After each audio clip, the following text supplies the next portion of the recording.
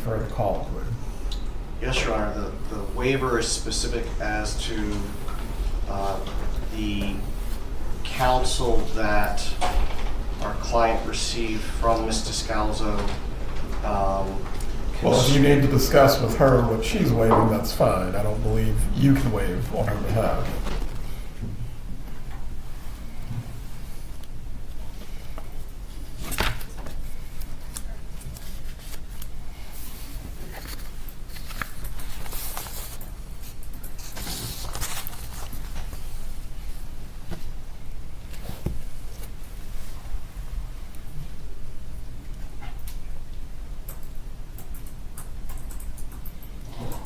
Mrs. Adelson, do you understand the scope of the waiver that you're providing? Do you understand the scope of the waiver that you're providing of attorney-client privilege? I do, Your Honor. What is that scope? The information that was discussed after my son's trial regarding my travel and my state of mind. Is the defense planning to examine this witness on any other topics than what has been identified as the scope of the waiver? No, Your Honor. Very well. If any matters are inquired into that exceed the scope, at that point, we are going to have to send the jury out of the room. As I previously stated before, the state is permitted to cross-examine as to all topics that are inquired to on the defense direct, and also as well matters of impeachment and bias. Does the state need to be heard in any way? No, sir. As to the other matter concerning whether Mrs. Adelson will testify as a part of the defense case in chief, Mr. Zellman, were you able to speak with her as to a final decision? I'll allow, the short answer is we were allowed 20 minutes during the lunch break to speak with Ms. Adelson. In addition to the time that you had yesterday and other times? Yes, Your Honor. If I may, Judge, the issue is that we... Well, one moment. Who's handling this matter? We're not tag teaming any arguments of any sort. Your Honor, what Ms. Fulford and I had discussed was the factual issues that are concerning our client's decision. She was more involved in than I was. So the only thing that I intended to address was the time that we had during the lunch break. Aside from that, I'm asking that Ms. Fulford be allowed to address the court. Ms. Fulford, go ahead. The issue that we're facing, Judge, is this was 6 days of testimony from witnesses for the state and a great deal of evidence that they have entered.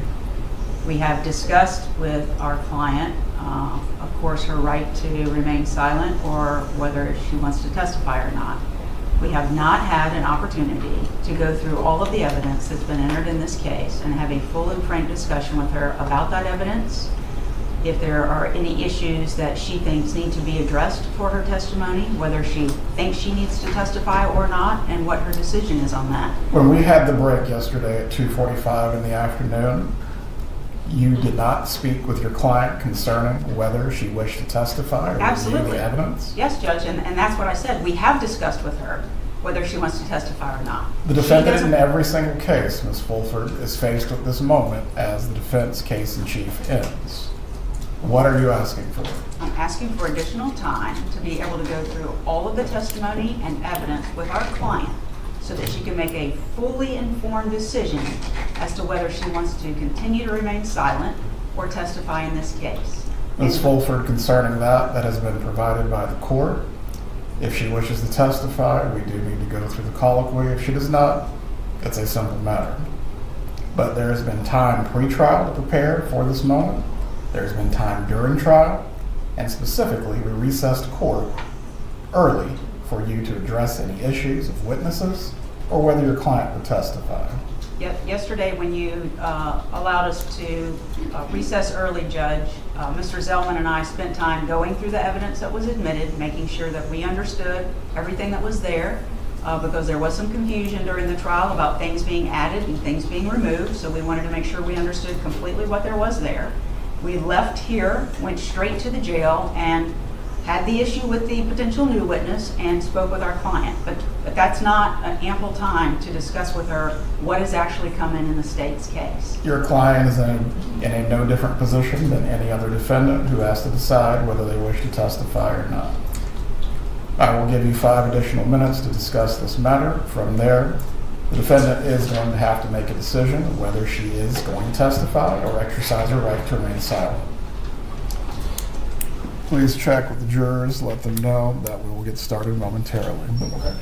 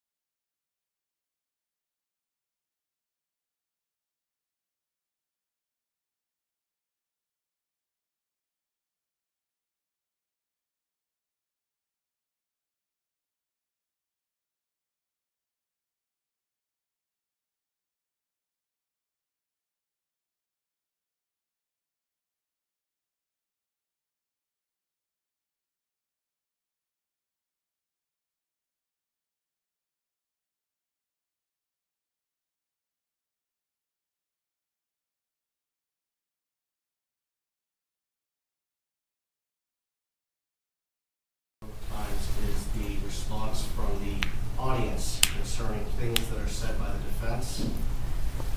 And although the proceedings are public, that has not stopped the peanut gallery from their comments and laughter. We are respectfully requesting that the court allow Ms. Adelson to participate at sidebar as she is entitled, and for the court for us to address additional issues that are weighing on Mrs. Adelson's decision. Please approach. We are not going to do this for very long.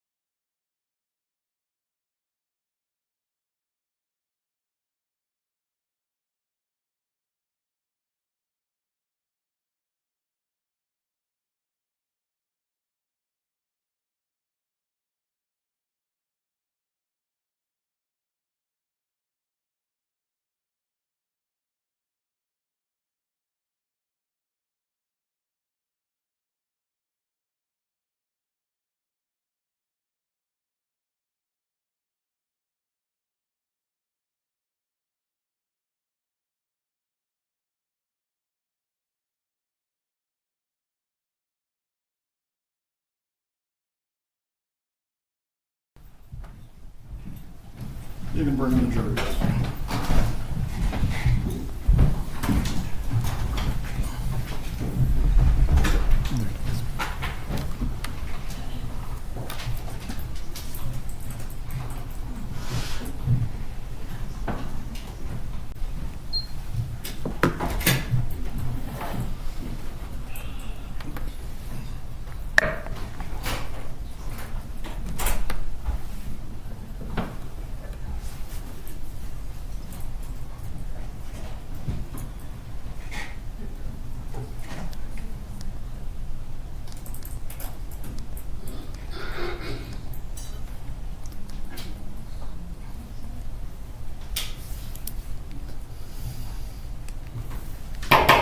All rise. We're entering the courtroom.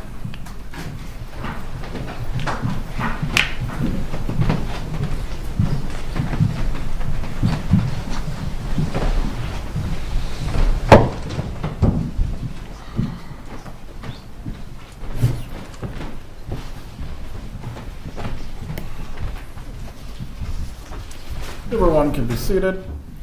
Members of the jury, I hope you had a restful lunch break. We are going to continue at this point with the defense's case. Please call your next witness. Mayor, before we call our next witness, we laid the foundation through Luis Rivera for Defense Exhibit 50. At this point in time, we'd like to introduce that into evidence. Any objection from the state? No, Your Honor. Defense 50 is admitted. Thank you.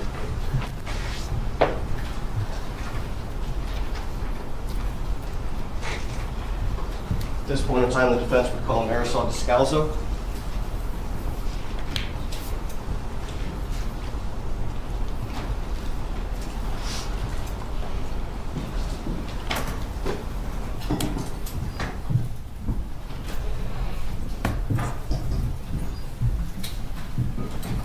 Please raise your right hand. Do you swear or affirm the testimony you're about to give will be the truth? I do. You may be seated. Thank you. You may inquire. Thank you, Your Honor. Good afternoon, ma'am. Can you please introduce yourself and spell your last name for the jury? Marisol Descalzo. My last name is spelled Descalzo. And Ms. Descalzo, can you tell us how you're employed? I'm an attorney, Okay, what type of attorney? a criminal defense attorney, And how long have you been practicing? since 2003. During a period of time ending shortly after her arrest, did you represent Donna Adelson? Yes, I represented her sometime in 2022 through maybe 3 months after she was arrested. Okay. And I want to direct your attention specific to October, the late October and beginning of November of 2023. During that time period, was her son on trial? I'm not sure about the dates, but it sounds about right. Okay. During that time period, when her son was on trial and shortly after, did you have some concerns based on statements that she was making? Concerns about Mrs. Adelson's mental state, yes. Yes. Can you tell us what those were? She had made numerous statements about terminating her life if her son, Charlie Adelson, was convicted. Did that cause you to take any steps or actions to determine what you needed to do? Yes. And what were those? Well, first, I conferred with Daniel Rashbaum, who represented Charlie Adelson.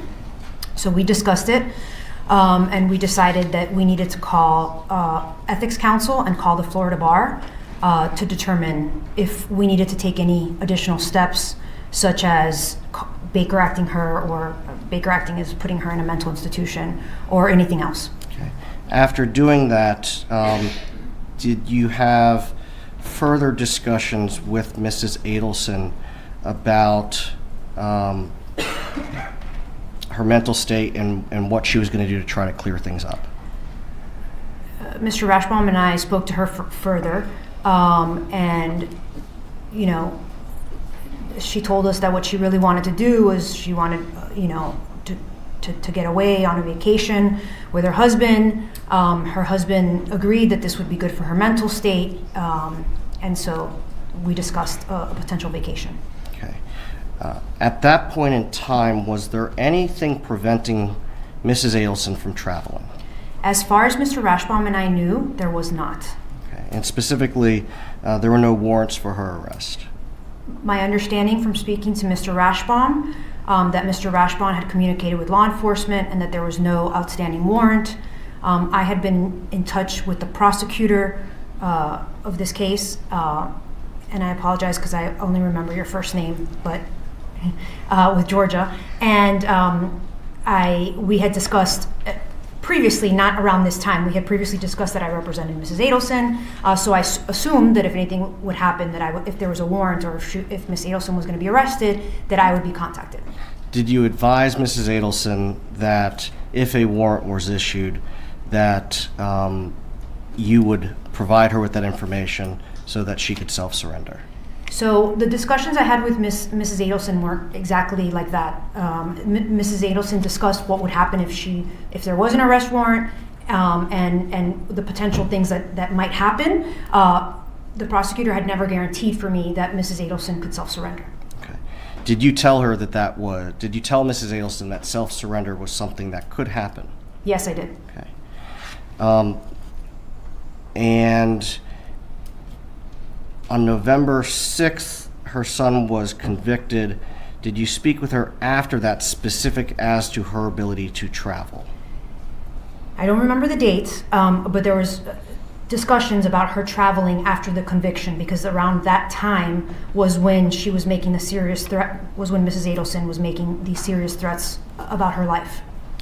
Just a moment, Your Honor.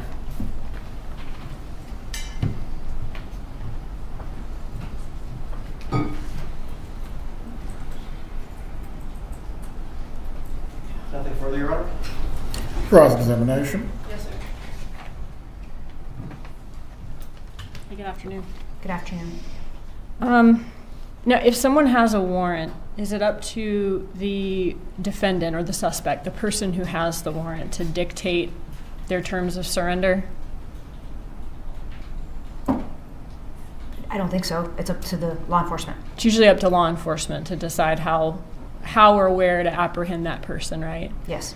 But, so it's not a requirement of law enforcement to notify someone when they have a warrant, but that is sometimes a courtesy that's extended, is that right? That's correct. And that is a courtesy that's sometimes extended in situations where, let's say, someone is not a flight risk, right? It's in all sorts of situations you can have self-surrender extended to, I wouldn't limit it to only people that are not a flight risk. Okay, would that be one situation? I would assume so, yes. Okay. And you were told that by Georgia, by Ms. Kappelman, that you wanted to know whether she had a warrant, she could turn herself in. That was some amount of years ago? It was definitely before Charlie Adelson was convicted. It was on a phone call that I had. I offered it, and as I stated, Georgia Kappelman did not guarantee that. Okay. But that was before Charlie's trial or verdict? Correct. Okay.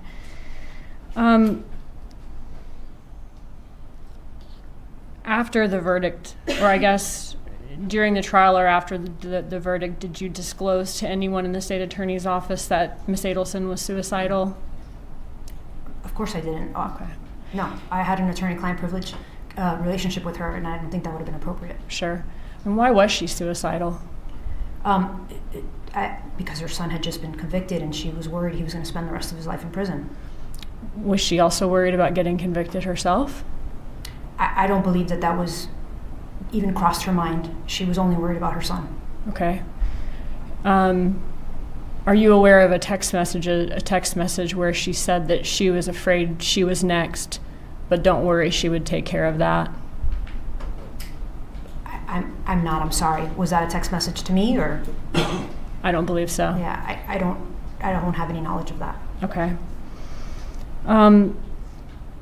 At the time of, were you present when Dan Rashbaum told her that she may make it to the airport in time, or she may get to the airport and not be able to make it out?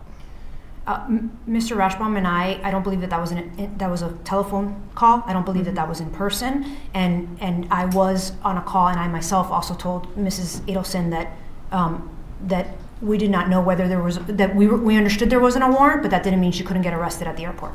Okay. When you suggested, I guess, was the suggestion that you said that she take a vacation? I don't believe I suggested it. I believe that that's something that was being discussed between Mrs. Adelson and her husband as something that would help her with her mental state. Okay. So that's something they suggested, but not you? Correct. I did not suggest that they take a vacation. Okay. Did you know at the time that the vacation that they were suggesting, they were considering Vietnam, China, or Korea? I did not know the location of where they were going. Okay. And it was never discussed with me. So at that time, you didn't have knowledge that they were specifically looking for non-extradition countries? I did not know one way or another where they would vacation to. If Donna Adelson was overheard by law enforcement debating between either committing suicide or fleeing to a non-extradition country, do you think that would change law enforcement's stance that she could turn herself in? Objection, Your Honor, calls for speculation. Overall, the witness has opined on this matter. I'm not law enforcement, so I'm not sure. And I've never been in law enforcement, so I'm not sure. I can rephrase it. Would you expect that to change the stance? If I was law enforcement and I heard a target of investigation discussing a flight. As her attorney, Okay. would you expect if she's overheard debating either committing suicide or fleeing to a non-extradition country that she wouldn't be expected to be able to just turn herself in on a warrant again after that? I don't know. I think it would take, to be honest with you, I'm a criminal defense attorney, so it would be case by case. Probably that would make the bond hearing a little bit more difficult if those conversations were overheard. But every prosecution is different, and maybe the prosecutor would agree. I don't know. Okay, 1 second.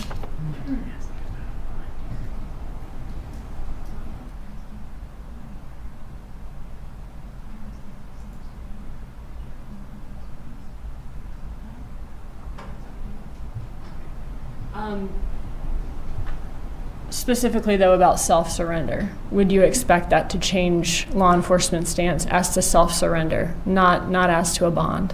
Again, I think that that's specific to each case, and I don't know exactly what was overheard, so I apologize, but I don't really have a concrete answer for you, other than what I said before, that it would come up at a bond hearing.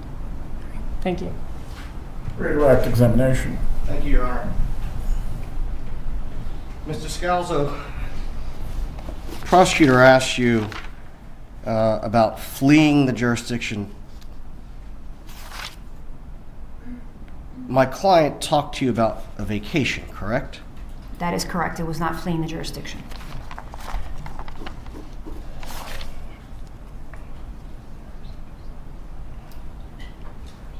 And the state also asked you about fleeing or going to a non-extradition country. Have you, in your career, dealt with extradition from foreign countries? Yes, I have. And merely because someone is in a non-extradition country, does that prevent the United States from attempting to seek their return or their extradition to the United States? It absolutely does not, especially if you're a U.S. citizen. Nothing further. You may step down. Is this witness going to be recalled for any purpose? No, Your Honor. I believe she might be able to get the early flight this evening. You are released. Please call your next witness.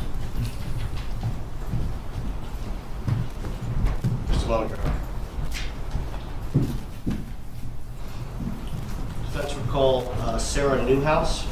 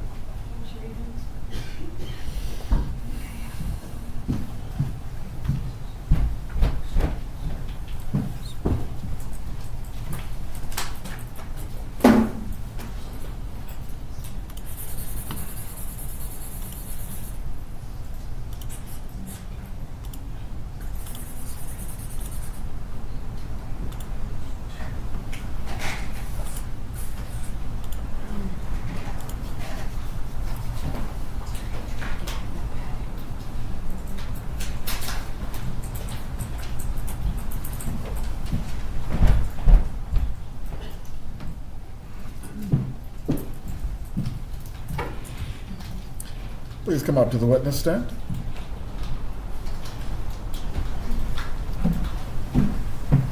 Raise your right hand now. Do you swear or affirm the testimony you're about to give will be the truth? Yes, sir. You can take your seat. Please speak loudly and clearly. You may examine. Thank you, Your Honor. Good afternoon. Good afternoon. Can you please introduce yourself to the jury? Yes, my name is Sarah Newhouse, and I am currently the Behavioral Wellness Coordinator for the Police Department. Back in 2014, I was the victim advocate. You're a victim advocate for the Tallahassee Police Department? Yes, sir. Okay.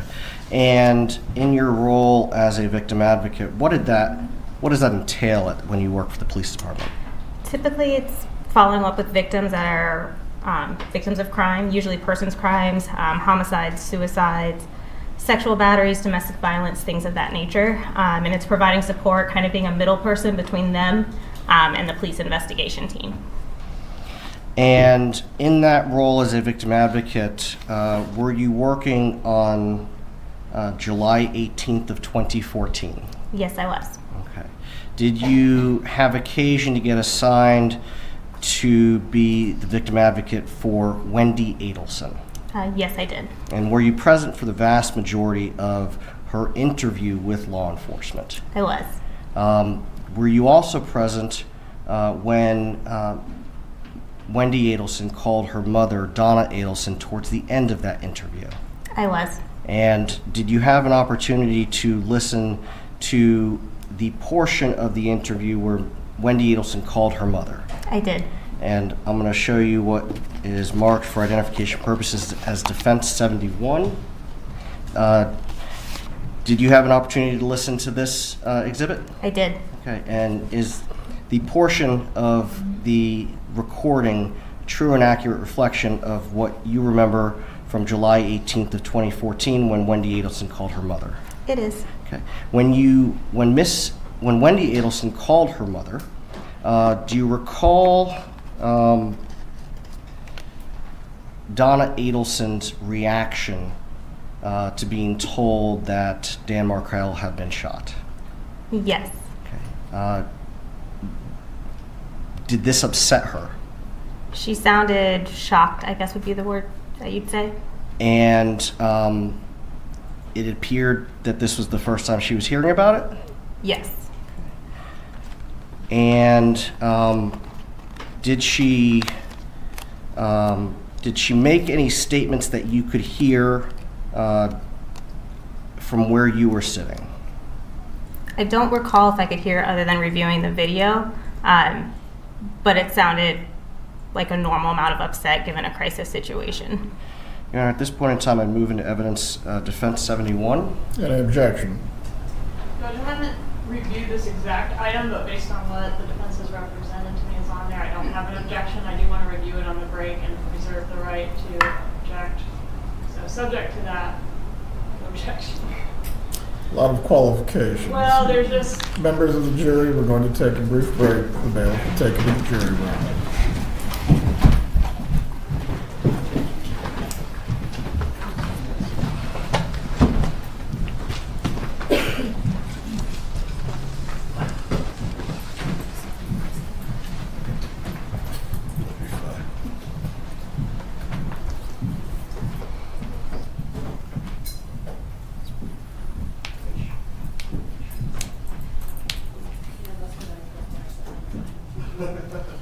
You can be seated. If anyone needs to stretch their legs or use the restroom, please do it now.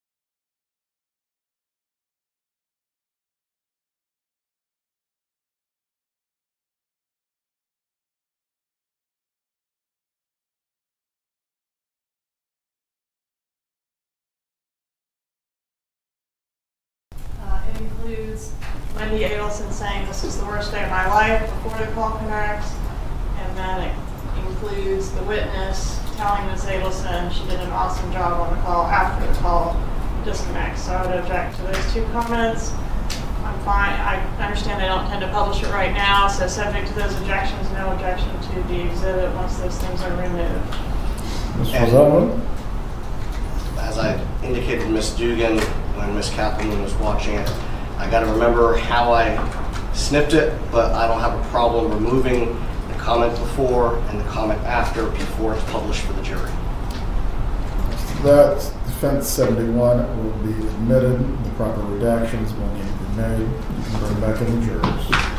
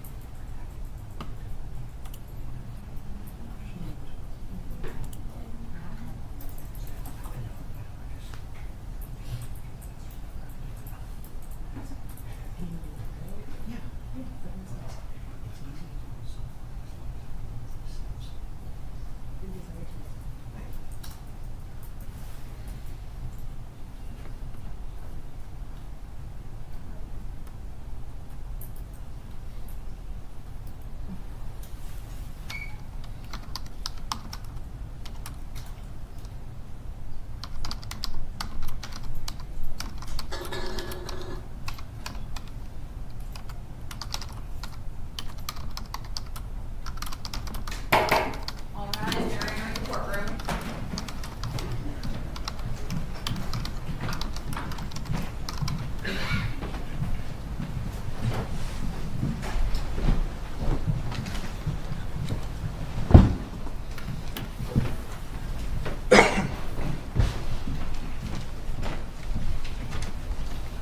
Everyone can be seated. Defense 71 is admitted at this time. You may continue with your examination. I have no further questions for this witness, Your Honor. Cross-examination. Did you hear any weeping or wailing going on at the other end of the phone during this phone call? Not that I recall, no. Did you know Donna Adelson? No. Have you ever met her? No. So you don't know what her normal demeanor is like? Correct, I don't. Okay. But Wendy Adelson, her daughter, presumably does know. Correct. Do you remember Wendy Adelson making the comment after that phone call that she handled that well? Objection, Your Honor. That's hearsay. That's exactly what was asked to be removed from the recording. Please sit down. Asked to the hearsay, sustained. No further questions. Redirect. No, Your Honor. Can we just strike the question from Ms. Kaplan? Members of the jury, you are to disregard. The last question of the prosecutor is to be struck from the record. You may step down. Will the witness be recalled? No, Your Honor. As to your exhibit, do you wish to publish or just leave in evidence? Not at this time, Your Honor. I do need to make the edits that were requested outside the presence of the jury so that it removes the two references. That could just take a few minutes. Well, the jury will have a brief break. They will take you to the jury room once again.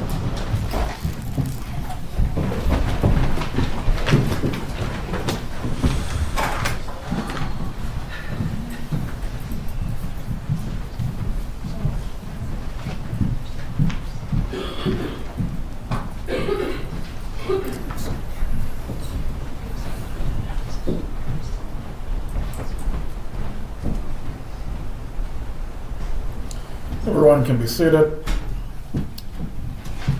Please make all necessary redactions and changes at this time.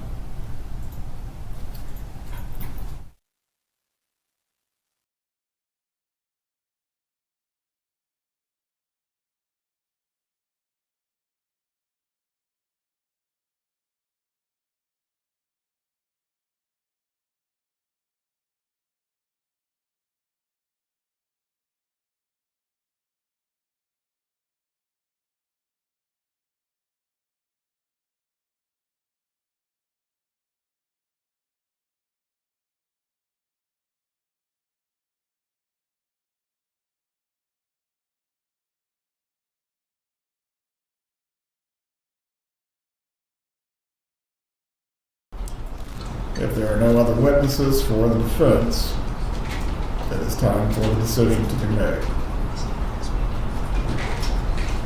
I can tell the court that co-counsel and my client are deep in conversation concerning I this. am capable of seeing that, Mr. Zelman. No narration is needed.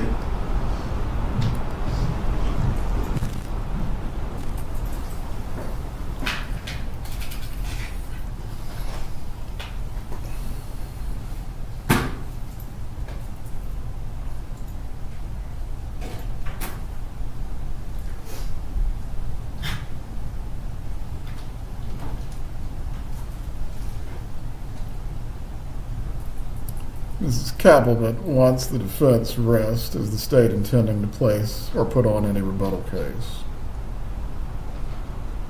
I think not. If they rest without calling any further witnesses, that could change if Mrs. Adelson decides to testify. Very well. At this point, I do need a decision. Mrs. Adelson, please rise. You've been placed under oath earlier this afternoon. Mrs. Adelson, I will advise you concerning your rights. You understand that you have the right to remain silent, and the jury will be instructed that your silence cannot be held against you in determining the merits of this case. Do you understand this? I do understand. Do you also understand that you have the right to testify as a witness in your case in chief on your own behalf? Yes, Your Honor, I understand. You understand if you do choose to take the witness stand, you will be cross-examined by one of the prosecutors. Yes, I'm aware of it. You understand that your credibility will be placed before the jury like any other witness. Yes, Your Honor, I understand. Have you been able to discuss with your attorneys the two rights that the court has placed before you? Yes, we've discussed the rights. Concerning those rights as to whether you will remain silent or whether you will testify, have you made a decision concerning this matter? I haven't. I'm not prepared to make that decision. This decision affects the rest of my life. Mrs. Adelson, you are in the same position as every other criminal defendant who faces trial. Ultimately, you must decide whether you will testify or whether you will not. I cannot make you testify. Your attorneys cannot make you testify.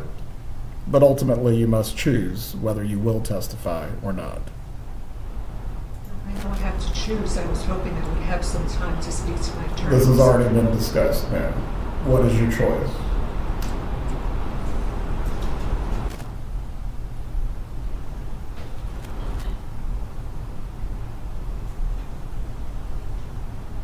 Judge, since I was handling the prior witnesses while Ms. Fulford was speaking with Ms. Adelson, can I have a few minutes, please?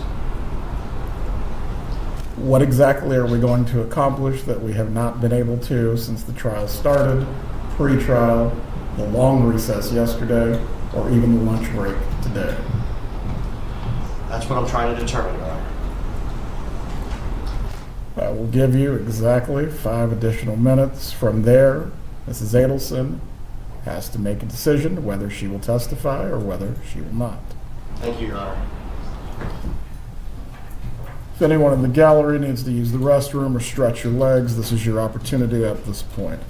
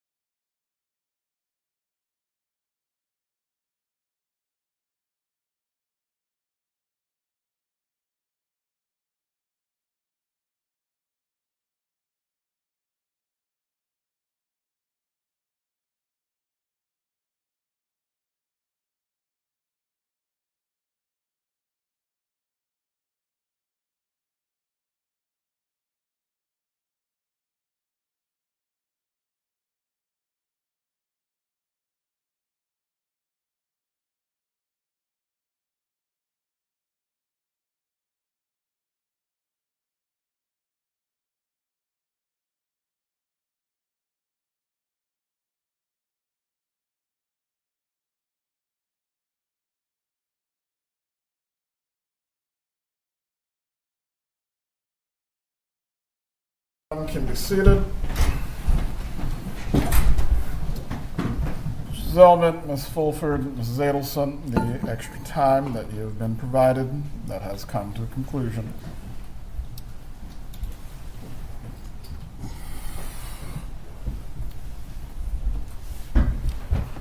We are not finished with the colloquy quite yet.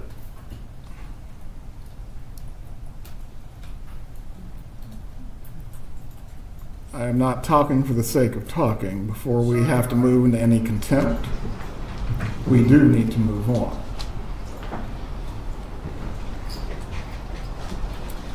Mrs. Adelson, the question remains, as it relates to your right to remain silent and your right to testify, what is your decision concerning these two rights?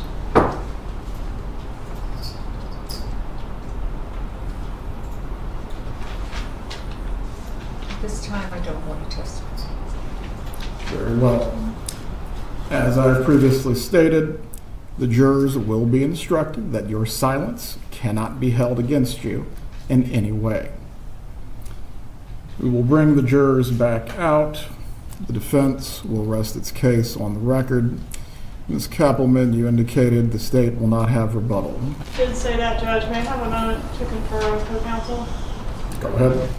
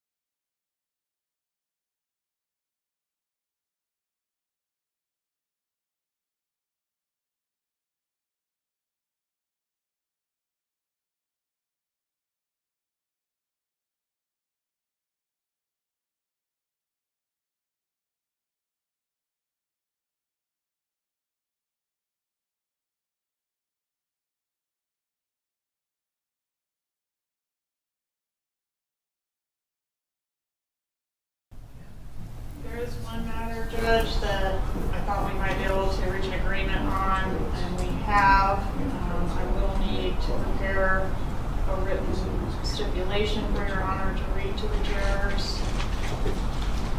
Or we can decide the language now if you find that more acceptable. It's a one-liner. The parties have stipulated or agreed that Patricia Bird was never listed on the defense witness lists. As to that, prepare the stipulation in writing. It needs to be signed by counsel for all parties and the defendant. From there, the stipulation will be read prior to the court going into further instructions. The preliminary copy of the jury instructions was sent to everyone this afternoon. Did everyone receive it? We received it, Your Honor. We have not yet had a chance to look through it. All right. We'll bring the jurors back into the room. The defense will rest. We will send them home for the evening. And we'll give you a few minutes to look through the instructions. We'll go through the charge conference. And then tomorrow we will move into instructions and closings. Your Honor, can counsel have a moment to confer concerning whether or not we are going to rest at this point? Do you have another witness to call? That's what we need to discuss, Your Honor. We've done a lot of conferring. Please quickly come to a decision as to whether there is another witness, in fact, for the defense.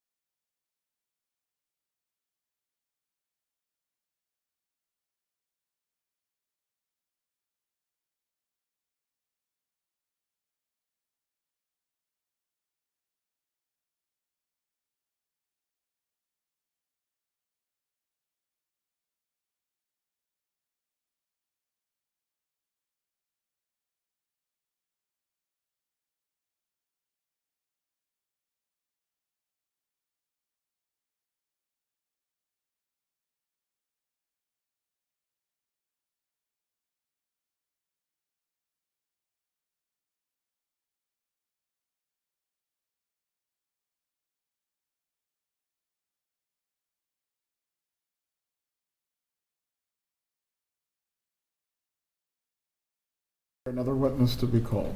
Your Honor, we are going to be tendering 2 exhibits to the court to introduce. I believe that both qualified or hearsay exceptions. The state's indicated that they're objecting. If I could just have a moment.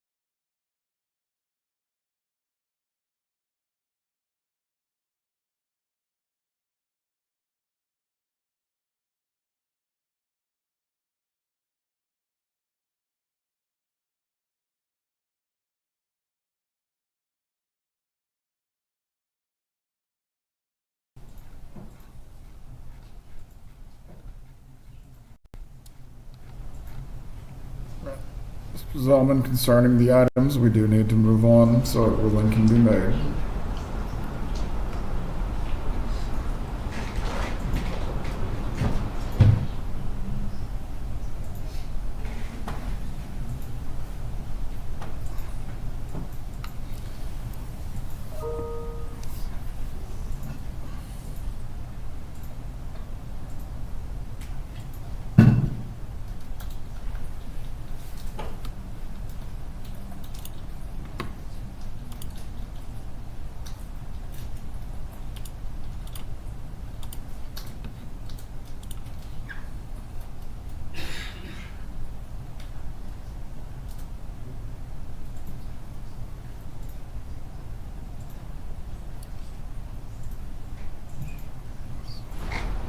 Your Honor, yesterday the state, or I'm sorry, not yesterday, but earlier in the case, the state introduced excerpts of the 2014 calendar that belonged to my client, as well as the 2023 calendar for my client.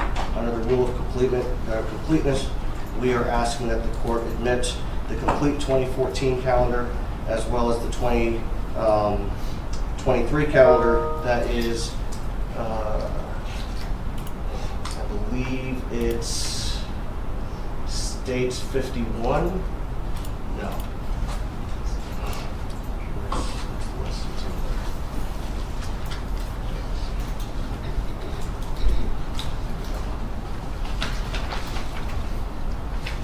What's the question?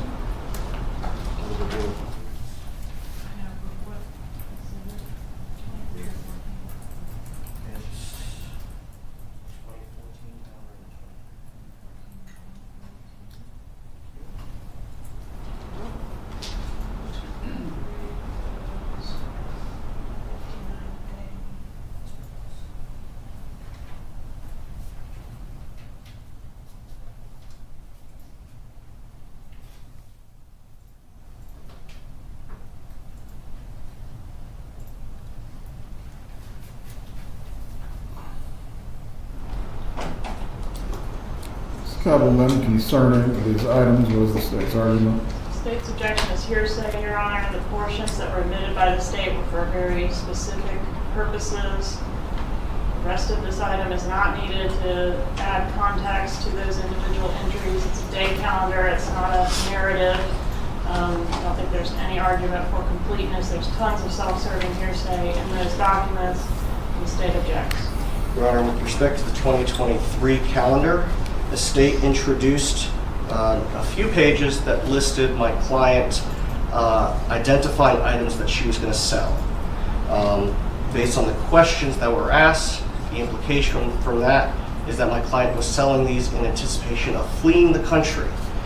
Contrary to that, there are a ton of pages going back to January 9th of 2023 where my client lists those very same items to get prices to sell, to sell, to sell. So it is misleading to just put in those couple of pages that the state put in on the 2023 calendar for purposes Who was of... going to lay the foundation concerning the items that you wish to admit?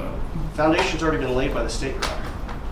It was seized I by... believe as to the inculpatory matters, yes. As to whether or not she was planning to sell something in January of 2023, what witness testified concerning that?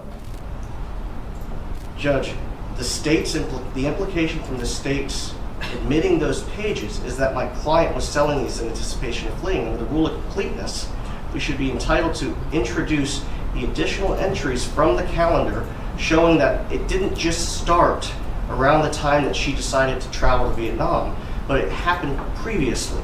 Not for the truth of the matter asserted, not that she was... Hold on. These are not recordings. A book with several entries is somewhat different from a recording. As it relates to recordings, the rule of completeness, I believe, serves a different purpose in the manner that you're describing. As to each page of this planner, all of the information is not inculpatory. So to that end, what witness has laid a foundation for the pages that you seek to admit that are separate from the inculpatory information? All we're seeking to admit are the pages from the 2023 calendar that list those additional items. List the items that the state has already put into evidence as my client intending to sell them prior to leaving the country. I've printed out the specific pages and I've prepared a copy with highlights to be able to present to the jury during closing. But it's not the entire, we don't have the entire 2023 calendar. It's been marked for identification and it's in the clerk's possession. These are just the pages with those entries. As to that, I will reserve whether the rule of completeness will drag across the pages that you're seeking to admit. I'll do some additional research, but again, every item that appears in the calendars does not have a relevant or probative hook to this matter. If there is not a witness that will testify or lay a foundation concerning this, I will reserve for now. Depending on the court's ruling, you may argue it in closing. It's the same argument as the 2014 calendar. Just a moment.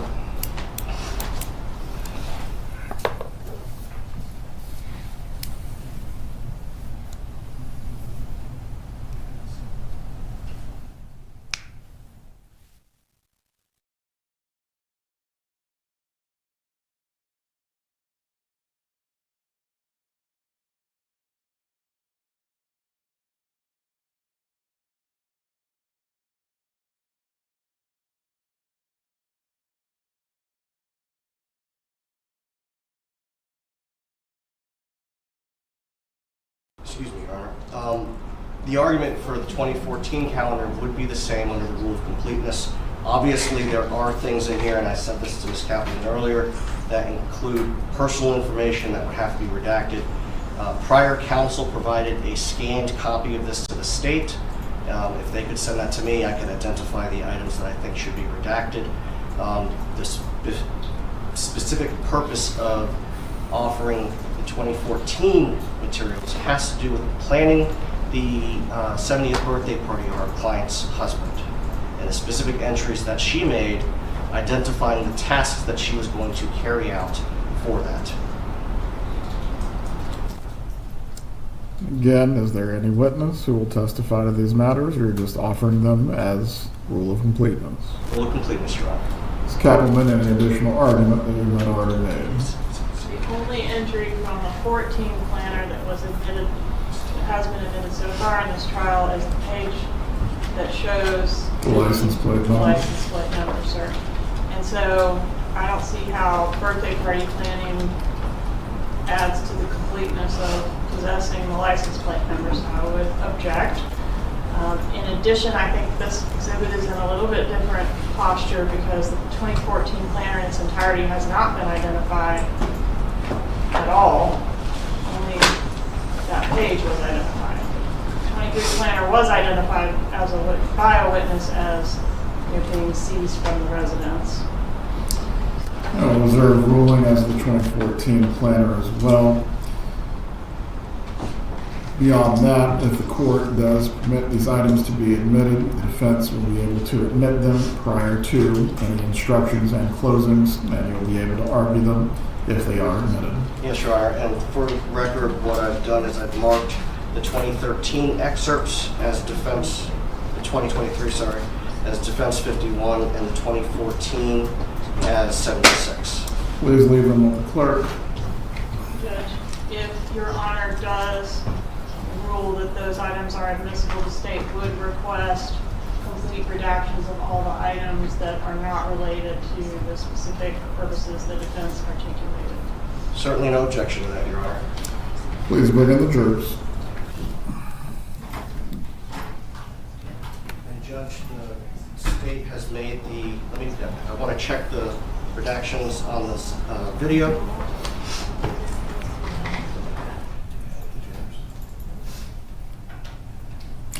I believe this is just being admitted without being published, correct? That's correct, Yeah.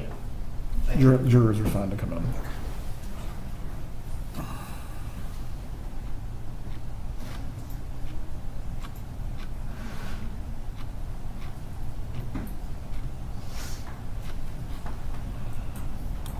All rise, you're entering the courtroom.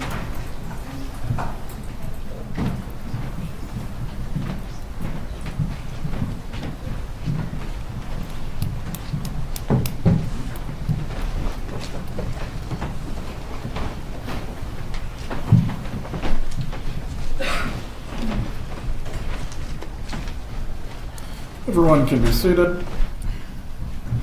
Defense may call its next witness. Your Honor, at this point in time, the defense rests. Members of the jury, with the defense having rested, is the state planning to recall or call any rebuttal witnesses? No, Your Honor. With both the state and defense having rested their cases at this time, we are going to go into recess for the evening. I have some matters that I need to discuss with the parties, and from there tomorrow you will receive your instruction on the law and the closing arguments will take place. Once again, do not discuss this case with each other or any other person. Do not seek out any additional or outside information from what has been presented to you in this courtroom. Please report tomorrow at 8:45 and we will get started at 9 o'clock, or at least attempt to. Have a good evening.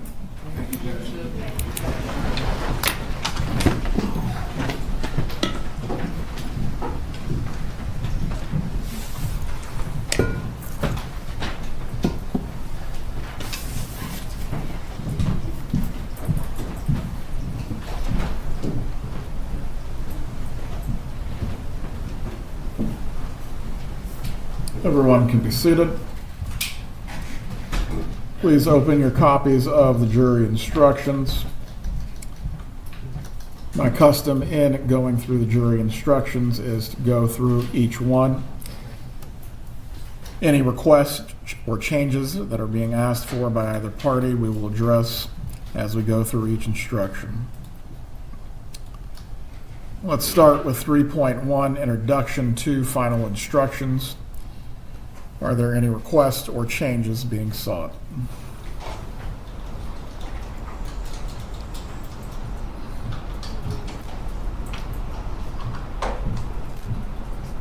No, Your Honor. No, sir. 3.2, Statement of the Charge. Any Requests or changes? Not from say. Your Honor, the only request that I would make is that the name of my client and the names of the charges do not be in all caps. So stylistic changes. Yes, Your Honor. State, do you wish to be heard? No, sir. I will make that change. Let me make a note.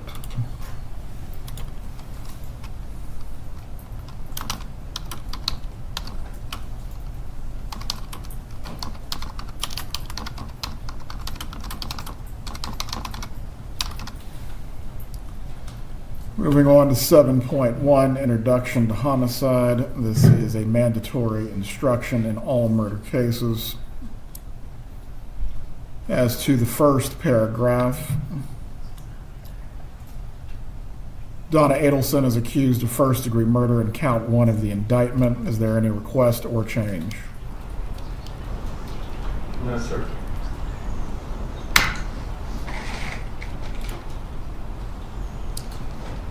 As to the next paragraph concerning lesser includeds, is the defense asking for all Category 1 lesser includeds?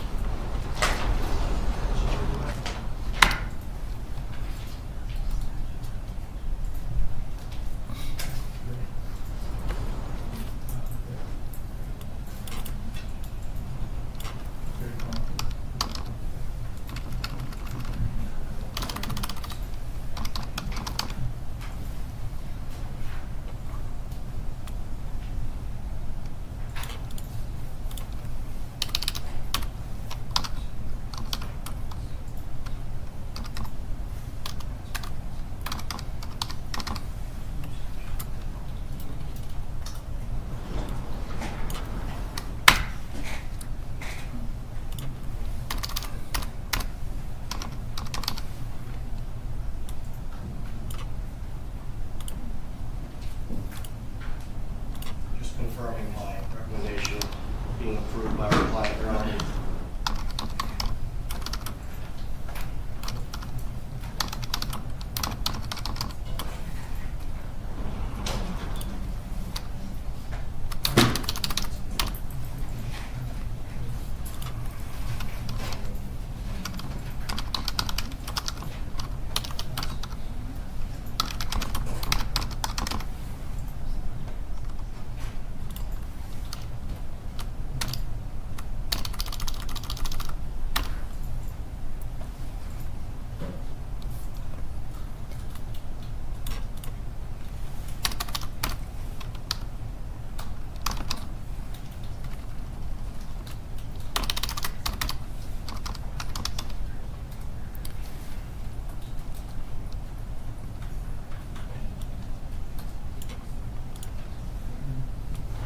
Your Honor, the defense would request the manslaughter lesser. As to the second degree lesser, are you requesting that as well as Category 1? With the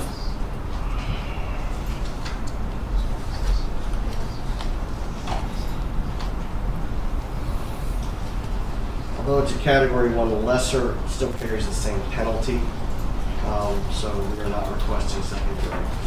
Is the state requesting second degree as a Category 1 lesser? Yes, sir, we'd be. Yes, sir, we'd be requesting all lessers. Well, all Category 1 lessers will be given. Second paragraph will read in the introduction, first-degree murder includes the lesser crimes of second-degree murder and manslaughter, all of which are unlawful. However, a killing that was excusable or that was committed by the justifiable use of deadly force is lawful. I believe the indictment refers to the victim as Daniel Markel. Does either party have a preference? To conform to the indictment, we would request his full name, Your Honor. Acceptable to that. If you find Daniel Markel was killed by Donna Adelson, you will then consider the circumstances surrounding the killing and deciding if the killing was first-degree murder, second-degree murder, or manslaughter, or whether the killing was excusable or resulted from the justifiable use of deadly force. The definition of justifiable homicide and excusable homicide is either party seeking these.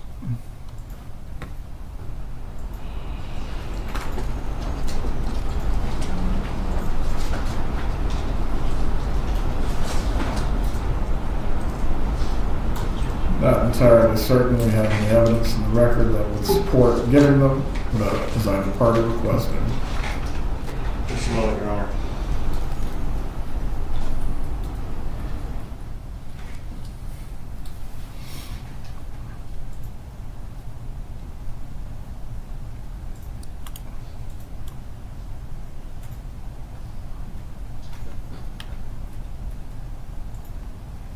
I would agree with the court's conclusion there, Your Honor.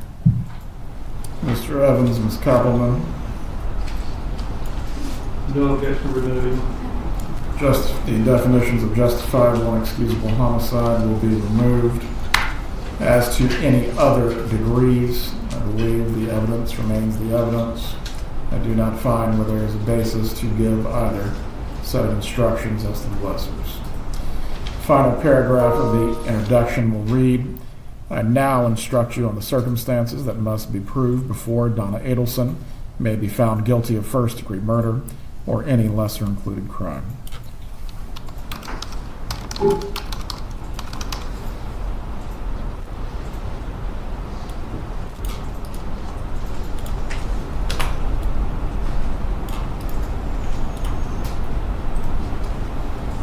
As to count one, the state is only proceeding on the premeditated theory. Is that correct? Yes, sir. Any reference to felony murder will be removed.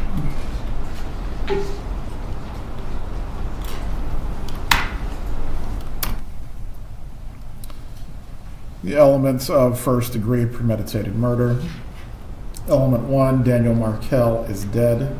Element 2, the death was caused by the criminal act of Donna Adelson. Element 3, there was a premeditated killing of Daniel Markell.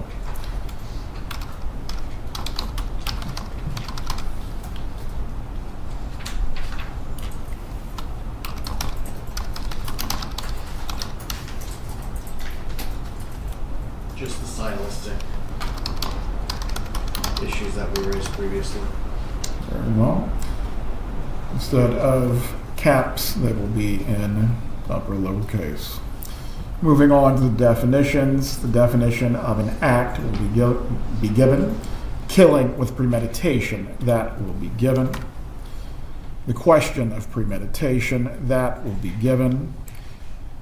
The portion that will be omitted, give only if there's evidence the defendant acted in the heat of passion on legally adequate provocation.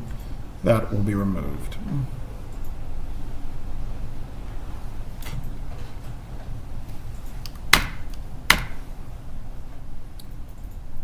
All right, instruction 3.4.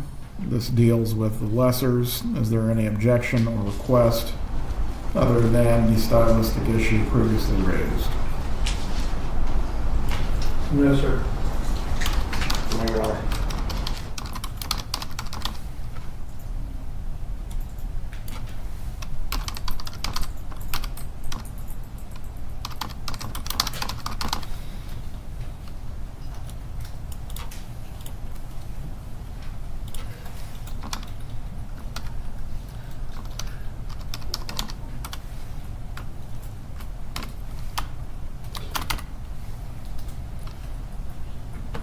All right, 7.4, second-degree murder. Introduction to homicide will be given. This portion of the instruction will be removed. To prove the crime of second-degree murder, the state must prove the following three elements beyond a reasonable doubt. Element 1, Daniel Markell is dead. Element 2, the death was caused by the criminal act of Donna Adelson. Element 3, there was an unlawful killing of Daniel Markell by an act eminently dangerous to another and demonstrating a depraved mind without regard for human life.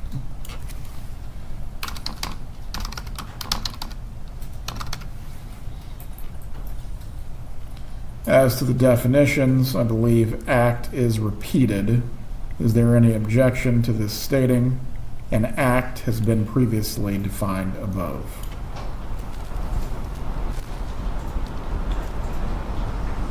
I don't have a legal objection to that, Your Honor. Mr. Evans? No objection.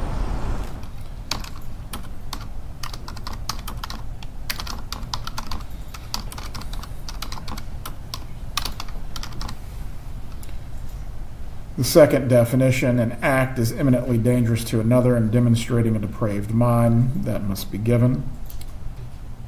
In order to convict of second-degree murder, it's not necessary for the state to prove the defendant had an intent to cause death. That will be given. Give only if there's evidence the defendant acted in heat of passion on legally adequate provocation. That will be removed.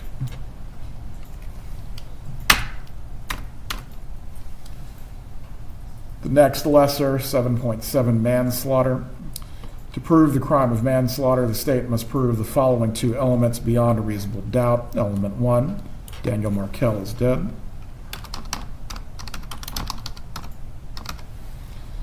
As to element 2, which theory is the state proceeding on?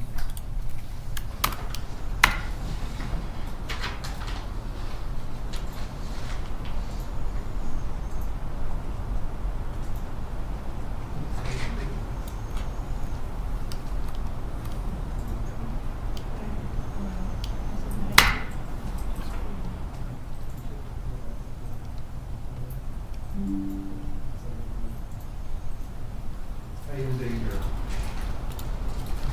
Honor. Well,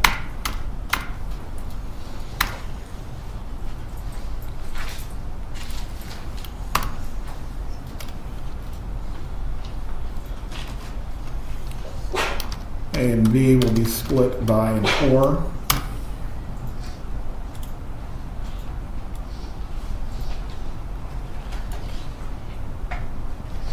Donna Adelson intentionally committed an act or acts that caused the death of Daniel Markell, or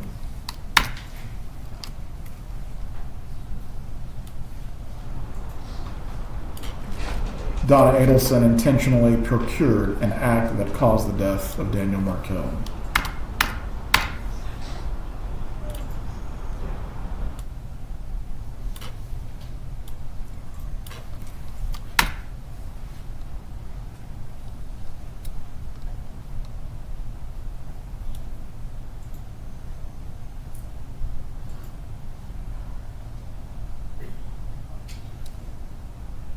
Right. Concerning the State versus Spencer italic, that will be removed. And my understanding, Your Honor, is given the fact that the defense has not requested that instruction, has agreed there's no legal basis to give the instruction, there is a concession that the homicide of Daniel Markell was not excusable or justified. Zellman, do you need to be heard concerning the concession that it's not excusable or justified? Not in the facts of this case, Your Honor. And does the defendant agree with that concession? Very well. Mrs. Adelson, do you understand what is being omitted from the jury instructions? Just 1 second, Judge. Go ahead.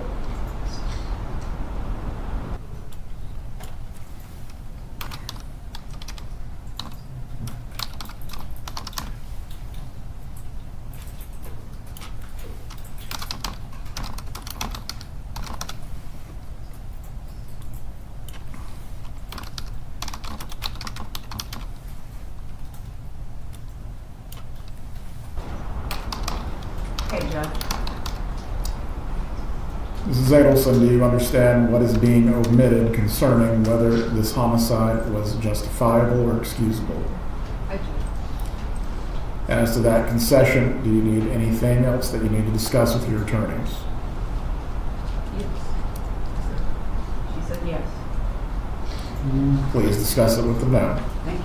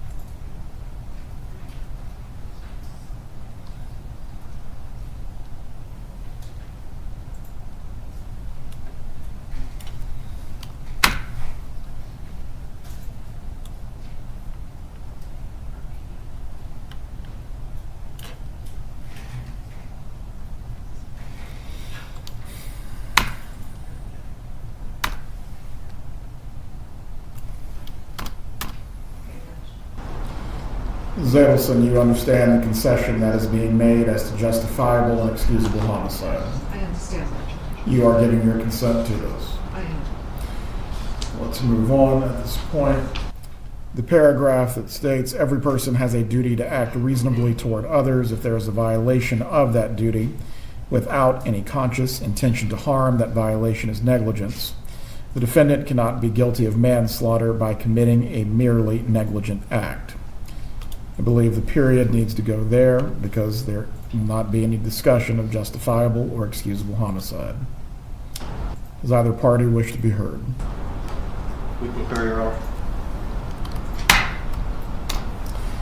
In order to convict of manslaughter by act, that paragraph will be given. The last portion. In order to convict of manslaughter by act, it is not necessary for the state to prove that the defendant had an intent to cause death, only an intent to commit an act that was not merely negligent, and which caused death. The justifiable and excusable portion of the sentence would be removed. Does either party wish to be heard? No. No, Your Honor. The definition of procure will be given, and all other references to culpable negligence will be removed. Moving on to 3.5 sub A, principles. The two elements are static. As to the portion below that is italicized, or any of the italicized portions being requested.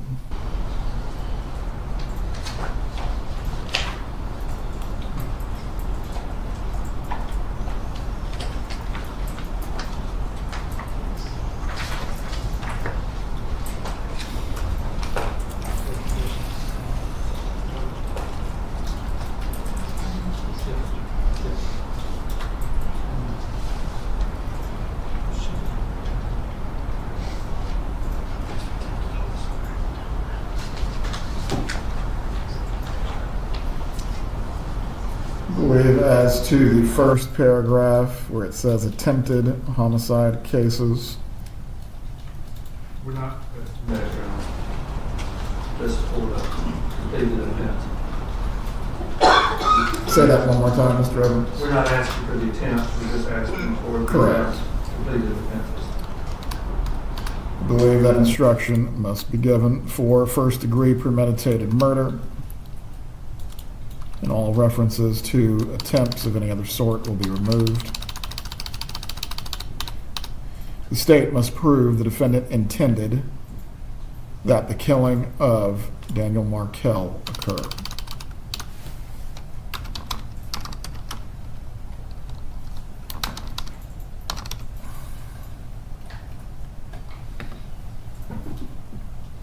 As to the paragraph that concerns second-degree murder, felony murder, or other attempts, I believe this paragraph needs to be given as it relates to the lesser as well. For second-degree murder,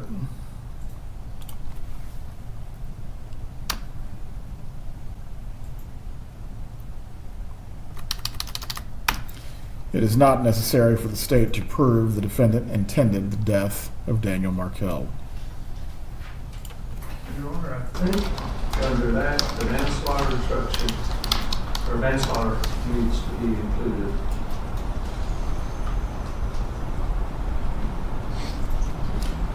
Concerning whether an intent was necessary for manslaughter as well, Mr. Evans. You have to intend the act, but you don't have to intend to kill. As to that inclusion within the principal instruction, does the defense wish to be heard?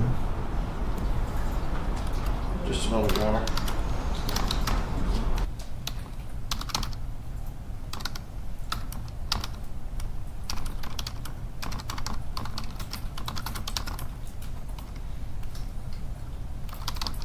Not sure that manslaughter is included in that, Your Honor. It's not included in the standard instruction, no. Can I have some time to research that to make sure that I'm not inviting error. That's fine.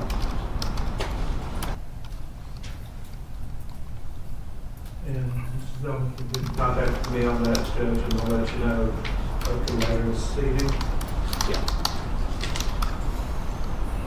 Right.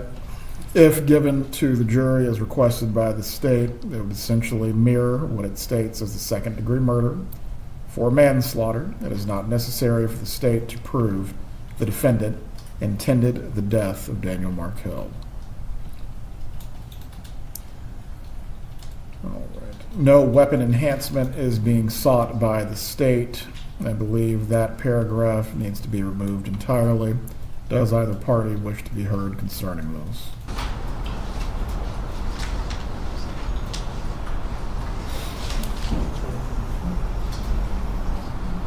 Are you asked? For cases where the criminal statute includes a higher degree because of a firearm. Yes, sir. I would skew down, move down the principles already connected to size. Yes, sir. No, there's no evidence that the defendant in this case actually possessed the firearm, so no, we're not requesting it. It will be removed.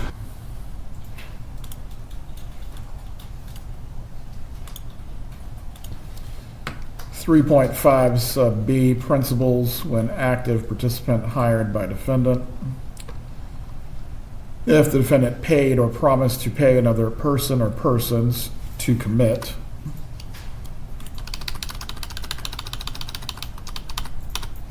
a crime, the defendant is a principal and must be treated as if she had done all things the person who was promised or received the money did if the state proves beyond a reasonable doubt. Then elements 1, 2, and 3 are to be given. As to the bracketed portion of element 3,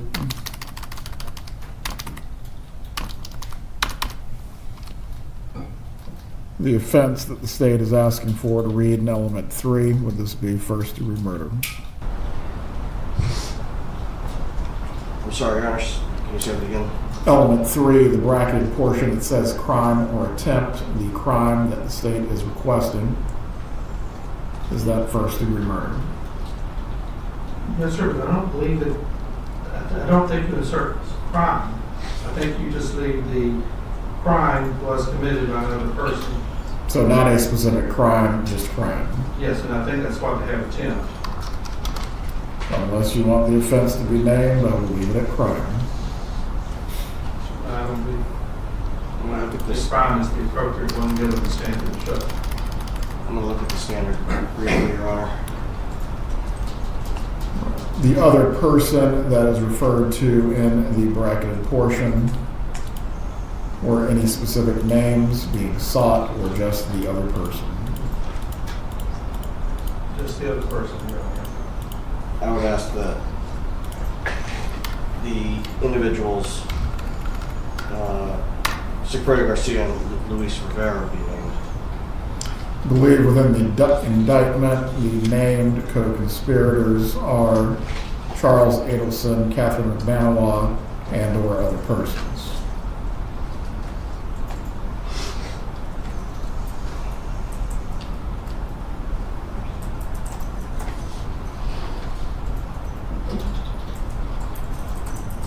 For count 1, Your Honor, there's no one identified.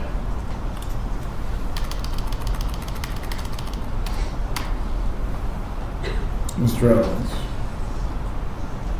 You, for principal instruction, 3.5 sub B, element 3. yes, sir, for one thing, for principal instruction, you do not have to allege it in the indictment in order to be entitled to principal instruction. Well, let me read the crime was committed by the other person. As to the persons who committed the crime, I believe the evidence in the record is clear. It can only be argued that Luis Rivera and Sigfredo Garcia were the actual trigger men, although who may have put them up to the act as a conspiracy, that is for the jury to determine. Any other matters that need to be addressed with 3.5 sub B? Just doing away with the firearm part of it. That will be omitted. And Your Honor, there's something I wanted to address briefly on 3.5A. Go ahead. By my reading, this is the new instruction. This is the straight from the Florida Supreme Court on the Florida Bar website instruction. Well, we are making the affirmative election to use the current instruction rather than the instruction that existed in 2014, which my client would be entitled to request. This is the current instruction. I'm sorry, yes. This is the current instruction. Yes, we are making the affirmative request for this rather than the old instruction. I want to make that clear for the record. Moving on to count 2, conspiracy to commit murder. To prove the crime of criminal conspiracy, the state must prove the following 2 elements beyond a reasonable doubt. Element 1, the intent of Donna Adelson was that the offense of first-degree murder would be committed.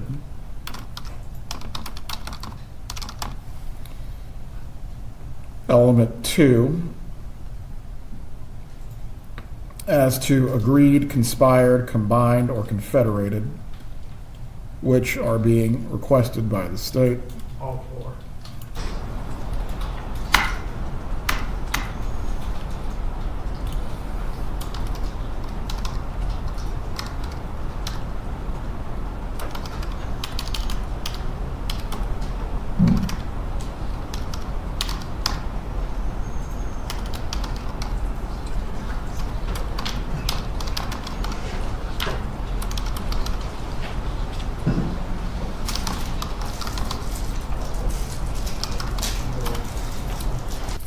In order to carry out the intent, Donna Adelson agreed, conspired, combined, or confederated with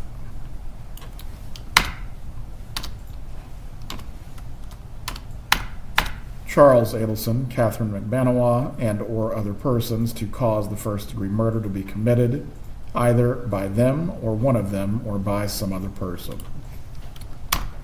Your Honor, on that, I think I understand the way it is written, but in order to avoid confusion, because the and or would apply between the Charles Edison and or Catherine McBanawa and or other persons. So I think it could be. You're just requesting an and or between the names. Yes. Defense wish to be heard. Your Honor, I always have a heartburn when I see and or in a jury instruction. Going back to the indictment, these are the individuals that are within the charging document. I understand that it's in the indictment. I think it leads to potential confusion with the jury. We would ask that and or not be included. And if that's the case, then you could put simply or. So and or, my understanding of and or are, it can include, basically, if you put something or, I mean, this one, or this one, or this one, or this one. And so in this case, if it's Charles Adelson or Catherine McBanawa or other persons, that would be acceptable to the state. I don't have a legal objection. Conjunction? Yes. What's your function? Yeah.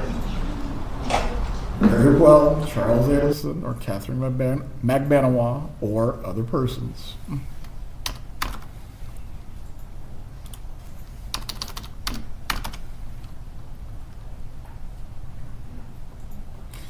It is not necessary that the agreement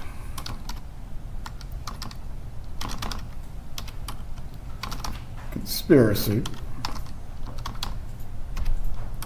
combination, or confederation to commit first-degree murder be expressed in any particular words, or that words pass between the conspirators.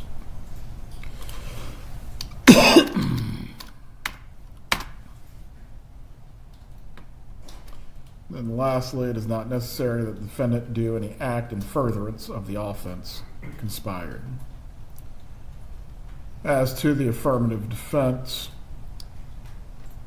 am not aware of any evidence in the record that would require this to be given. Does the defense have any argument?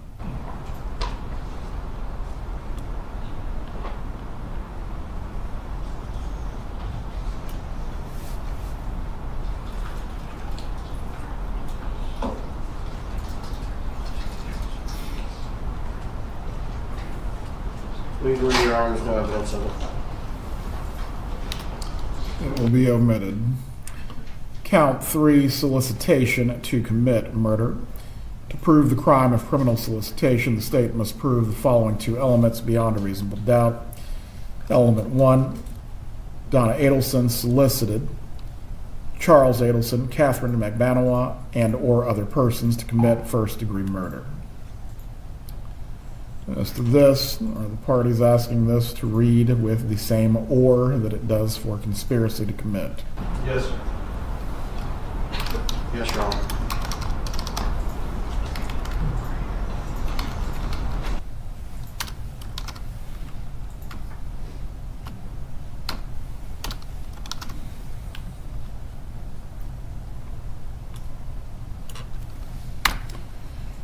Very well. Element 1, Donna Adelson solicited Charles Adelson or Catherine McBanois or other persons to commit first-degree murder during the solicitation, and which are being requested by the state.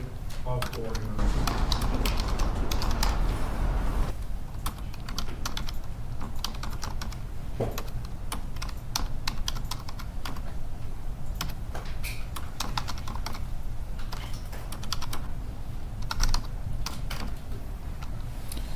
During the solicitation, Donna Adelson commanded, encouraged, hired, or requested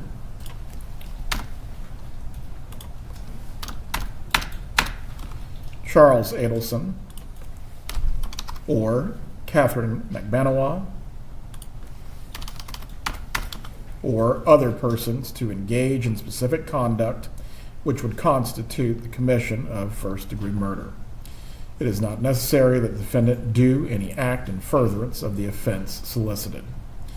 The crime of first-degree murder has been previously defined in these instructions. The definition of solicit must be given as well. The affirmative defense will be omitted based on lack of evidence. Your Honor, I believe we're also entitled to a principal instruction on solicitation. I think the only area... Go ahead. I think the only area principle doesn't apply is for conspiracy. Do you wish for me to move then the 2 principal instructions to the very end, and then they can be argued as to counts 1 and 3 is necessary? You could put it there, or you could simply state the principal instruction applies to solicitation with murder as they have previously been defined. Or do we need to... The folks? We would object, Your Honor. How can one be a principal to solicitation?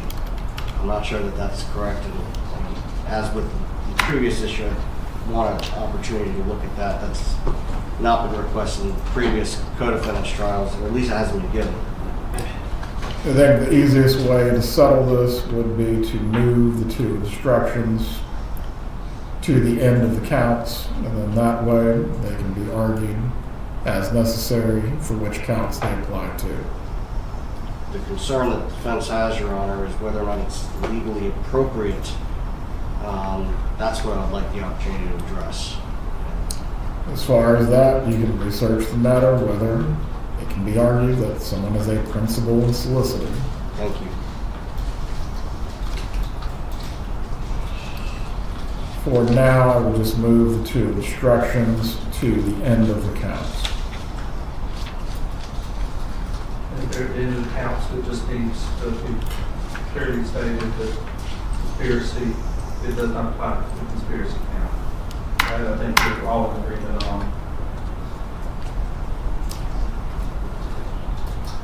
I can add it, but ultimately no instruction can be argued as to a defense that it does not apply to. Does the defense wish for me to add at the end of the principal instructions that this does not apply to conspiracy? Yes, Your Honor. And that might be a moot point depending on the research that I do later.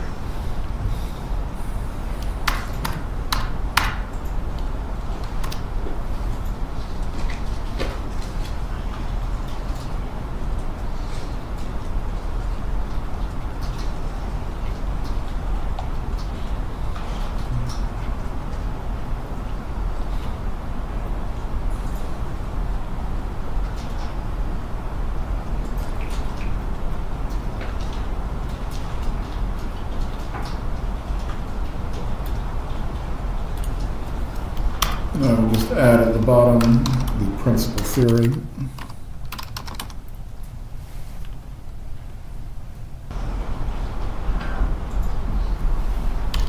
Or actually, this instruction does not apply to.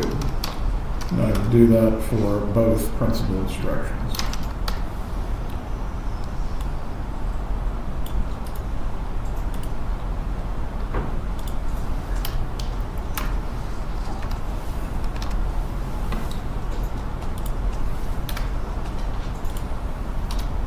Right, moving on to intent as a standalone instruction.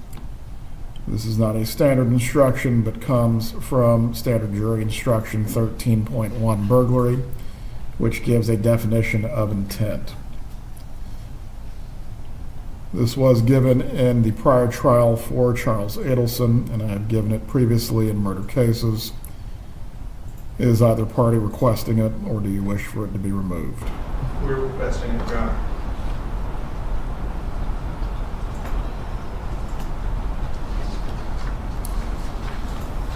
The intent instruction then will remain. We would object, Your Honor. What is the basis? The basis is it's not a standard instruction.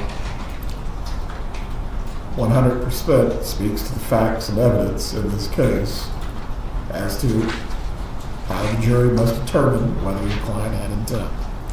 Over objection, it will be given. 3.7, plea of not guilty, reasonable doubt, and burden of proof.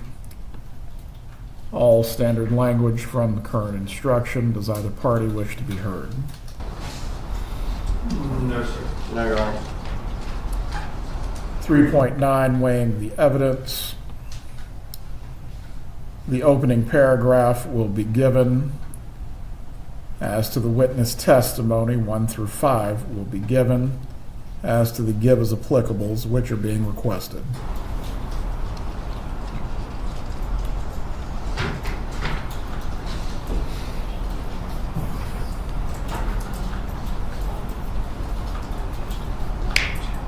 It's probably number 10, on one or not, but it's 6, 7, 8, and 9.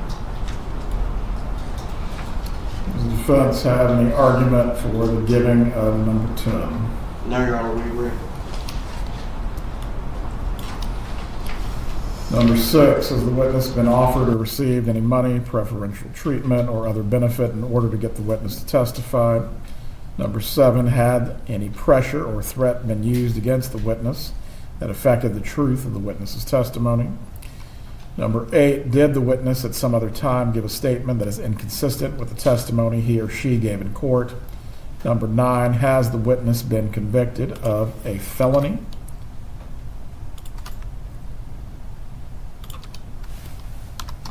Or misdemeanor involving dishonesty?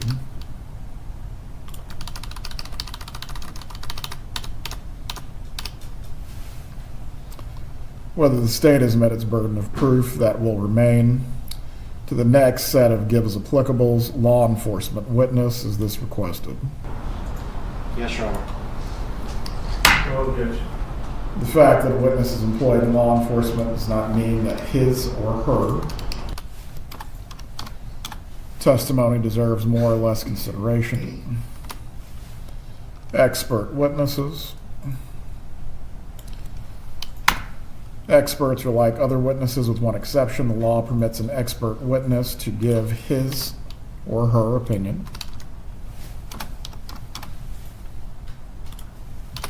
However, an expert's opinion is reliable only when given on a subject about which you believe him or her to be an expert.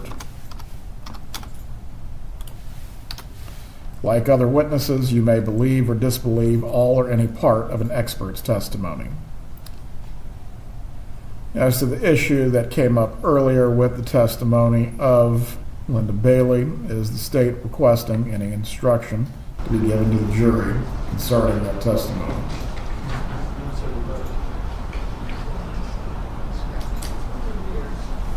Yes, Your Honor. What is the requested instruction? Have it typed out for you, would you like to? Yes. Copy to the defense. Sorry about the typo in the title And Mr. Commissioners. and the certificate of service.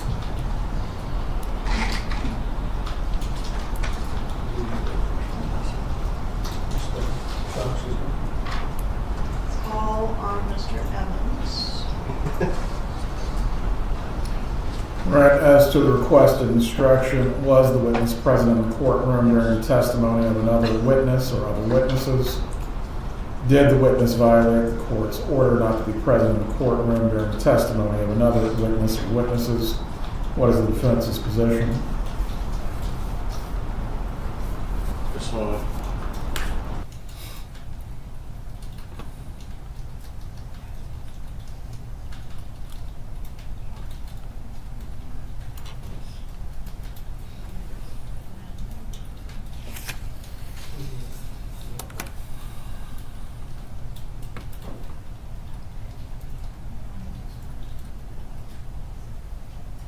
We don't have an objection to the first one, but the second one we do. What is the objection? Is the second?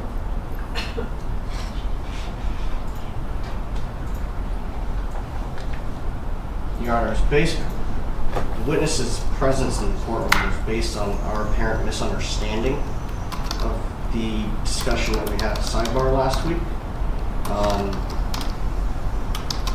As a result, we think that the first one is an accurate statement of the law, but under the facts, the second one would be inappropriate.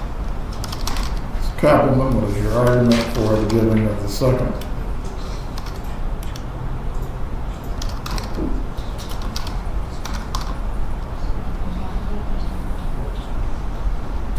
I'm fine with just the first one, Judge. Well, after the expert witness instruction, the next instruction will be, was the witness present in the courtroom during the testimony of another witness or witnesses?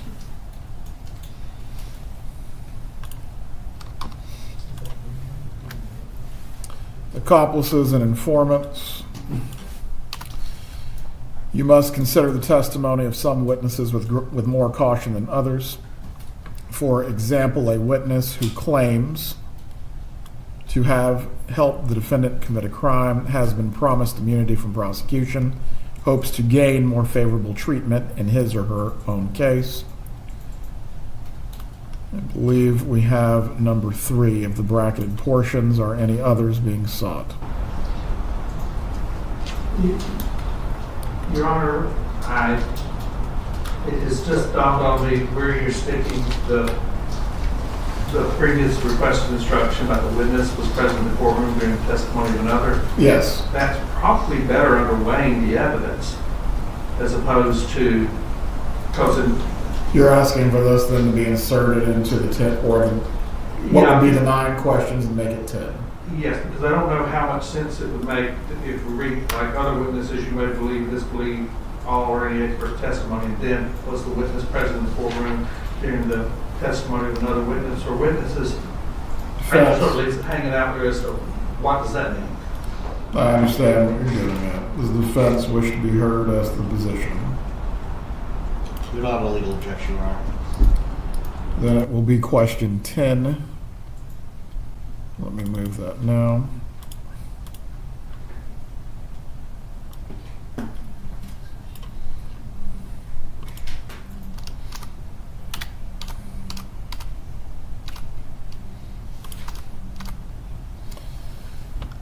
All right. Going back to accomplices and informants, for example, a witness who hopes to gain more favorable treatment in his or his or her own case. Are there any arguments for claims to have helped the defendant has been promised immunity? Not from the defense, Your Honor. Those will be admitted. You must consider the testimony of some witnesses with more caution than others. For example, a witness who hopes to gain more favorable treatment in his or her own case may have a reason to make a false statement in order to strike a good bargain with the state. This is particularly true when there is no other evidence tending to agree with what the witness says about the defendant. So while a witness of that kind may be entirely truthful when testifying, you should consider, and I believe this would just be her testimony. Yes, sir. Your Honor, can we go back to the first bracketed language, please? Which is being requested.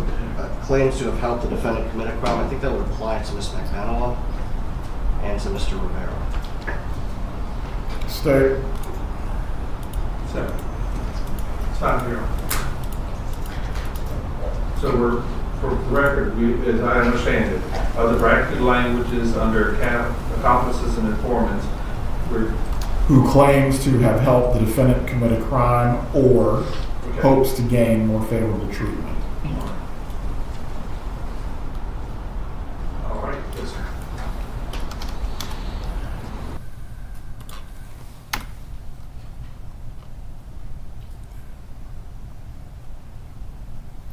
So while a witness of that kind may be entirely truthful when testifying, you should consider her testimony with more caution than the testimony of other witnesses. However, if the testimony of such a witness convinces you beyond a reasonable doubt of the defendant's guilt, or the other evidence in the case does so, then you should find the defendant guilty. There have been no children witnesses. The defendant has not testified. Witness talked to lawyer. Is either party requesting this? Yes, Your Honor. That will be given. And be given all cases, you may rely upon your own conclusion about the credibility of any witness. That will be given. Defendant not testifying. This will be given in full. And we'll just change the pronouns to all feminine. The Constitution requires the state to prove its accusations against the defendant. It is not necessary for the defendant to disprove anything, nor is the defendant required to prove her innocence. It is up to the state to prove the defendant's guilt by evidence. The defendant exercised a fundamental right by choosing not to be a witness in this case. You must not view this as an admission of guilt or be influenced in any way by her decision. No juror should ever be concerned that the defendant did or did not take the witness stand to give testimony in the case. As to defendant's statements, I do not believe there was ever a statement given by the defendant to law enforcement. This specifically goes to whether the statement was freely and voluntarily made. As to that, as there is no law enforcement statement, this will be removed. Does any party wish to be heard concerning this? No, sir. No, Your Honor. Rules for deliberation. Standard instruction, this will be given. Does either party wish to be heard? No, sir. No, Your Honor. Cautionary instruction, does either party wish to be heard? No, sir. No, Your Honor. Single defendant, multiple counts, does either party wish to be heard? No, sir. No objection. 3.12 verdict. Any objection or request? No. Moving on to the verdict form. Count 1, we the jury finds as follows. As to count 1 of the indictment, first-degree murder. Check only one letter choice as to this count. Option A, defendant is guilty of first-degree murder. Option B, defendant is guilty of the lesser-included offense of second-degree murder. Option C, the defendant is guilty of the lesser-included offense of manslaughter. Option D, the defendant is not guilty as to count 1. Any objection or request? I'll make the same request that I make in all cases. We would request that not guilty be the first option, since she has the presumption of innocence. We would also request that the words guilty and not guilty not be in all caps and bold. As to replacing the order, I believe the standard instruction not only identifies guilty, not guilty, but the state is the plaintiff in this matter and has brought the action. They are entitled to the first option. That is overruled. As to the options being in bold or not, does the state have a position at which is the raise? The only thing I would suggest we leave them in bold that makes it clearer for the jury to differentiate between each of the counts, but I don't have any real strong feelings, but I see why they would be in bold. So you are requesting for it to remain the same or to not be bold? I request they remain the same simply because I think it makes it much clearer to the jury to identify what is what. It's not suggesting anything, it's just making sure they recognize which box they're checking. Very well. It will remain in bold. This is for the purpose of clarity. No other purpose is involved. As to count 2, we, the jury, finds as follows: as the count 2 of the indictment, conspiracy to commit murder. Check, only one letter choice as to this count. Your Honor, what about all caps for the guilty, not guilty words in count 1? This is stylistic because ultimately this has no bearing on how they're evaluating the evidence, correct? I think the same reason why I'm asking for the names of the charges to be in regular caps, not all caps, throughout the instructions. It's the same principle. State, do you have a position? Your Honor, I think it's, to me, and when it comes time to sign the verdict, we want it real clear which boxes they are checking. I think this makes it the most clear. That's the reason I think the all caps and the bold are appropriate. The only stylistic change I would suggest, and like count 1, probably need to move the degree murder that's up under it over to fully under subsection B, and manslaughter fully under subsection C, so it's not up under the check box. But other than that, I think throughout the verdict form we're going to be asking the same thing. Leave it as is, because I think it makes it much clearer to the jury when they're looking at it. You know what you're checking. As to the body of the instructions, we'll grant the defense's request for the verdict form itself. Again, the object specifically is to have clarity as to what verdict the jury is reaching and why. The form will remain as it's currently presented. 2 options, guilty and not guilty for count 2.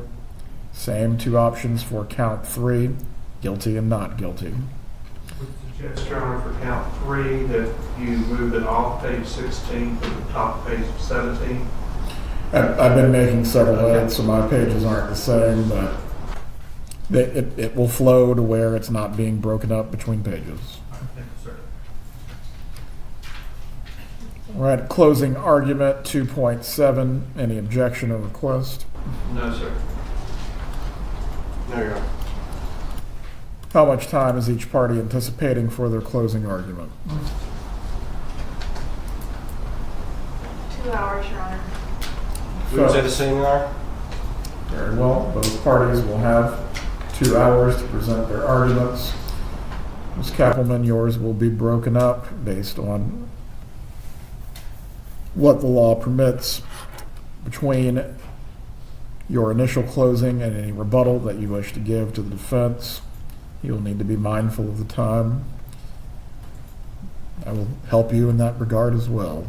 2 hours. Oh, don't be too much. Submitting the case to jury, just with the time, nothing else. Any objection or request? No, sir.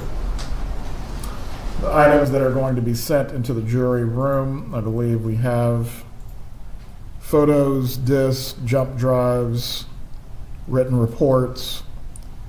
Is there anything that the parties are not asking to go back into the jury room?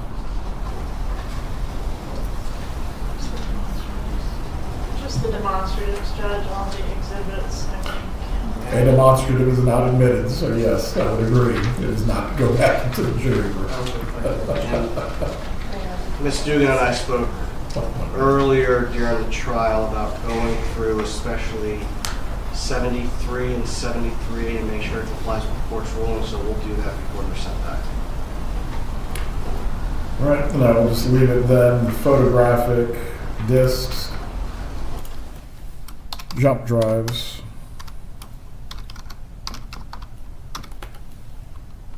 reports,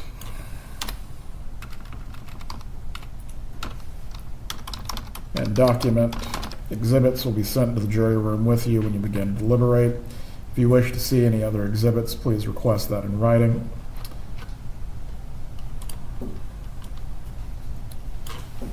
And the final instruction, when we reach the end of the case, instruction upon discharge of the jury.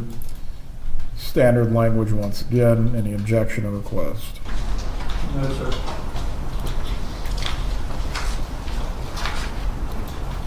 No, Your Honor.